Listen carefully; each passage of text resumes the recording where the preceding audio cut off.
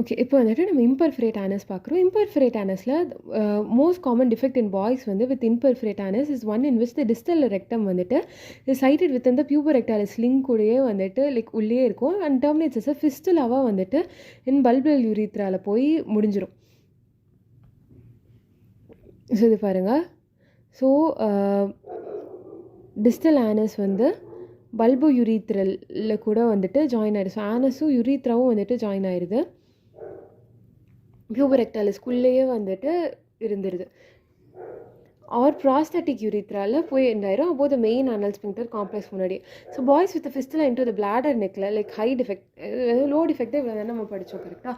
High டிஃபெக்டாக வந்துட்டு இருக்காங்கன்னா have the poorest prognosis because of under development of the சாக்ரமும் அண்ட் பெல்விக் ஆனல் மஸ்குலேச்சர் எல்லாமே உங்களுக்கு வந்துட்டு கம்மியாக டெவலப் ஆகியிருக்கும். ஓகேங்களா, ஹை டிஃபெக்டில். அதாவது most common defect in girls வந்துட்டு இஸ் ரெக்டோ வெஸ்டிபுலர். ஸோ வெஜைனாவோடதும் அதுவும் சேர்ந்து ஒரே வெஸ்டிபுல் ஓப்பன் ஆகும். In which the fistula opens into the posterior vestibular, not the vagina, into the posterior vestibular open ஆகும். The finding of a single பெரினியலோ orifice இருக்குது அப்படின்னா இண்டிகேட்ஸ் அ பெர்சிஸ்டண்ட்டாக க்ளோவாக்கு ஒன்றுமே இருக்குது. Into which the rectum, vagina, urinary tract எல்லாமே சேர்ந்து வந்துட்டு ஓப்பன் ஆகுதுங்கிற மாதிரி பாருங்களேன். இந்த மாதிரி சிங்கிளாக ஒரே ஒரு வெஸ்டிபுல் இருக்குது.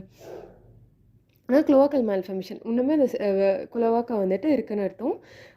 த longer the common channel the greater the likelihood of more காம்ப்ளெக்ஸாக டிஃபெக்ட்ஸ் இருக்குது, இன்க்ளூடிங் வந்துட்டு வெஜைனல் யூட்ரைன் செப்டேஷன் இருக்கோ இல்லை டூப்ளிகேஷன் ஆர் அட்ரேஷா உள்ள ஆகிட்டு இருக்கோ.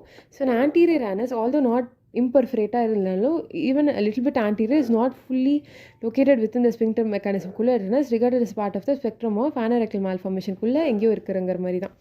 ஓகேங்களா, ஆன்டீரியர் ஆனஸ். ஸோ இந்த மாதிரி. ஸோ நார்மலாக இப்படி இருந்திருக்க வேண்டியது, நார்மலாக அந்த ஸ்பிங்டர் மெக்கானிசம்குள்ளே வந்து இப்படி இருந்திருக்க வேண்டியது இப்போ ஆன்டீரியராக இருக்குன்னா இதுவும் is considered as a part of anorectal மேல்ஃபார்மேஷன்.